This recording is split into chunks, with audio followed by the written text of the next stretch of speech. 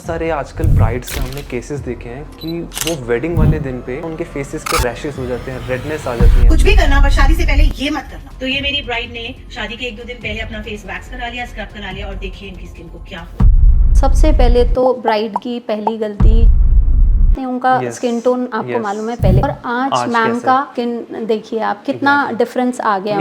कई लोग आके बोलते हैं मैं तो फेयर एंड लवली लगाती हूँ, क्रॉस है उस पे बड़ा वाला। फेयर एंड लवली क्या करेगी? फेस पे वैक्सिंग जो कि बिल्कुल भी नहीं करनी चाहिए। कोई भी ब्राइड उनको 4 to 5 मंथ्स प्रायर आके ये सारी चीजों के लिए कंसल्ट करना चाहिए। यस, सेलिब्रिटीज हम देखते हैं आजकल जिनके चीक्स बहुत ही ज्यादा अपलिफ्ट हो गए। सो मैम बहुत सारे आजकल ब्राइड्स के हमने केसेस देखे हैं कि वो वेडिंग वाले दिन पे उनके फेसेस पे रैशेस हो जाते हैं, रेडनेस आ जाती हैं। वो ऐसा क्या ट्रीटमेंट करते हैं जिनसे उनके फेसेस पे ये सब प्रॉब्लम्स आने लगती हैं? इसमें बहुत सारे रीजंस होते हैं। सबसे पहले तो ब्राइड की पहली गलती जो वो लास्ट मोमेंट पर जिस टाइम पर उसको सबसे ज़्यादा स्ट्रेस लेवल, अपना ऑफिस का स्ट्रेस, अपने शॉपिंग एंड ऑल स्ट्रेस, उसको लेते हुए वो रॉन्ग डिसीजंस हो जाते हैं। जैसे वो पार्लर में गए, गोल्ड फेशियल एंड उन्होंने फ्रूट फेशियल्स एंड फेस पे वैक्सिंग जो कि बिल्कुल भी नहीं करनी चाहिए। हमारे पास में और इतनी अच्छी टेक्नोलॉजीज आई हैं, हेयर रिडक्शन, जिसके ज़रिए आप अपने बालों को भी आप टारगेट कर लेंगे। और ये नहीं है कि वन टाइम है, ये आप रिडक्शन हो रहा है। अगर आप 5 से 6 महीने पहले हम एडवाइस करते हैं कि आप आइए और सेशंस लीजिए, तो धीरे धीरे आपकी थिनिंग बालों की होती है और वो विजिबल भी नहीं रहते हैं। तो why you go for waxing and all, इतने हार्श ट्रीटमेंट्स या इस तरह की आप चीज़ें क्यों करवाएं जो आपको कहीं ना कहीं हार्म करेंगी, रैशेस करेंगी। तो लास्ट मोमेंट पर ये चीज़ें नहीं करनी चाहिए। वो फिर मेकअप से छुपाने की कोशिश करते हैं। तो आपने LHR वर्ड अभी यूज करा, मींस लेजर रिडक्शन यूज करा। सो अगर कोई एक ब्राइड है जिसकी दिसंबर, जनवरी, फरवरी या कोई भी एक सीजन में she is going to be married very soon, so एक एज अ ब्राइड उसको क्या क्या ट्रीटमेंट कराने चाहिए? सो अगर हम प्रॉब्लम बेसिस पे जाएं, तो सबसे पहले अगर हम हेड से स्टार्ट करें, सो अगर किसी की थिनिंग है, बालों में थिनिंग है या उसका हेयर फॉल हो रहा है, बहुत सारी फीमेल्स को PCOD की भी प्रॉब्लम होती है, उससे उनको हेयर फॉल की प्रॉब्लम होती है। सो अगर किसी को हेयर फॉल की प्रॉब्लम है और उसकी सपोज 3 मंथ्स में वेडिंग है, सो हमारे पास क्या इस क्लिनिक में कोई ऐसे ट्रीटमेंट्स हैं जिसको वो लेके उस थिनिंग को या इस हेयर लॉस को कम कर सकती है? डेफिनेटली कौन से ट्रीटमेंट्स हैं जी? एक तो PRP है और एक एडवांस PRP जिसे हम GFC बोलते हैं। तो अगर किसी को बहुत ज़्यादा हेयर फॉल है तो उसके लिए हम सजेस्ट करते हैं कि they should go for a GFC।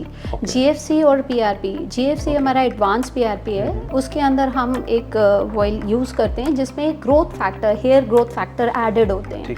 तो वो आपको रिजल्ट्स जल्दी देते हैं। जैसे कि आपने कहा कि 3 महीने के बाद में शादी है, तो 3 महीने में हम 3 सेशन उसको हम कर सकते हैं, जिसमें कि हम टारगेट कर लेंगे उसका हेयर ग्रोथ और जो थिनिंग हो रही है उस पे भी। एंड अगर उनको कोई डैंड्रफ इशू है उसको भी हम टारगेट कर सकते हैं थ्रू ओजोन लाइट। एंड हमारे पास में कुछ केमिकल पील्स हैं जिसके थ्रू हम उनका हेयर की सारी प्रॉब्लम्स को सॉर्ट कर सकते हैं। लेकिन यही मैं बोलूँगी कि एटलीस्ट कोई भी ब्राइड उनको 4 to 5 मंथ्स प्रायर आके ये सारी चीज़ों के लिए यस क्योंकि वो पहले बोटॉक्स करा लेती हैं अपने सर का और हेड का, एंड देन फिर उसकी हेयर फॉल होता है। उल्टा, पहले ये कराओ अपना प्रोटेक्शन, स्किन का भी पहले प्रोटेक्शन। हम बोलते हैं हम मेडिफेशियल्स के थ्रू आपको आपकी स्किन को प्रिपेयर कर रहे हैं। That means they are medifacials, medicated.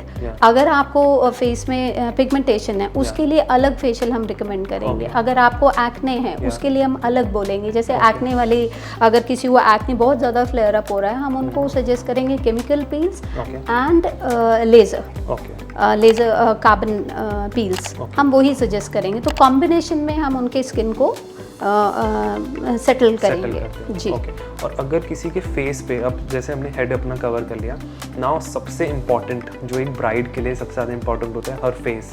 अब फेस पे बहुत सारी प्रॉब्लम्स होती हैं, एक्ने भी होता है, मिलाजमा भी होता है, डार्क सर्कल्स भी होते हैं। किसी को किसी की कोई बोटॉक्स या फिलर्स यूज़ करना चाहता है, अगर किसी को जॉ लाइन अपनी करेक्ट करनी है, तो कौन कौन से ट्रीटमेंट्स हमारे पास अवेलेबल हैं और एक ब्राइड क्या क्या आप ले सकती है जिससे उनको 3 मंथ्स के टेन्योर में रिजल्ट मिल पाए, लॉन्ग टर्म में नहीं, बस 3 मंथ्स के टेन्योर में कौन कौन से ट्रीटमेंट्स हैं जो ले सकते हैं? देखिए अगर किसी को जॉ लाइन से या उसको अपलिफ्ट चाहिए, चिन अपलिफ्ट चाहिए, या किसी का बहुत ज़्यादा स्क्वीज, ये यहाँ पे ज़्यादा हाँ स्क्वीजीनेस है, तो हम उसको फिलर्स के लिए बोलते हैं। और कुछ फाइन लाइंस किसी के होते हैं, एक्सप्रेशंस होते हैं, किसी को आदत होती है, जैसे मेरे को भी बहुत आदत है, मैं भी एक्सप्रेशंस बहुत देती हूँ, तो वो लाइंस विजिबल होती हैं, तो बोटॉक्स के थ्रू आप उसको भी करेक्ट कर सकते हैं। और बोटॉक्स के लिए ऐसा है, आप 1 मंथ प्रायर भी कर सकते हो, ऐसा नहीं है 3 महीने पहले करना है।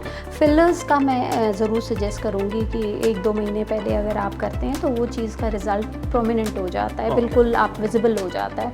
और एक चीज़ और भी मैं एडवाइस करूँगी, कुछ लोगों को इंजेक्टेबल्स वो डरते हैं बहुत ज़्यादा, तो इंजेक्टेबल्स में नहीं जाना चाहते हैं, तो हमारा हाइफू है जो कि आपका कोलाजन भी बिल्ड करता है, और आपको जो जॉ लाइन, आपको जो हल्की सी लिफ्ट चाहिए, किसी को बहुत ज़्यादा लिफ्ट भी नहीं चाहिए, और वो सिंथेटिक वो प्लास्टिक फेस भी नहीं चाहिए, दे वांट नॉर्मल सा उनको चाहिए अगर, तो उनको हम हाइफू सजेस्ट करते हैं, हाई फ्रिक्वेंसी। ओके मैम, आपने बोटॉक्स बोला है जी, कि हम बोटॉक्स यहाँ पे जो हमारे लाइंस बन जाती हैं, जी जी, सो क्या है, आप थोड़ा सा एक्सप्लेन करेंगे बोटॉक्स होता क्या है, कि आप इंजेक्ट करते हैं या? ये हाइलुरोनिक है, और ये आपकी जो स्टैटिक लाइंस जो होती है, इसको ये मसल को स्टिल कर देता है। मेन ये है कि आपकी मसल जो है, जब हम बात करते हैं तो ऐसे ऐसे करते हैं, तो हमारी मसल्स जो है वो रिएक्शंस देती हैं, तो वो उसको स्टिल कर देता है। तो आप अगर मैंने यहाँ बोटॉक्स किया, वो स्किन मेरी ऐसे स्टिल हो गई। अब जब मैं अगर ऐसे भी करूँगी तो ये लाइंस आपको जो है वो विजिबल नहीं हुई, वो वर्क नहीं करेगी मसल को वाली, हम उस मसल को स्टिल कर देते हैं। ओके, और ये कोई अगर मैंने आज ट्रीटमेंट कराया तो इसकी क्या ड्यूरेशन होती है, कब तक ये लास्ट रहता है? लास्ट ये रहता है, depends on your skin care also, कि आप स्किन केयर कैसा करते हो। ठीक है।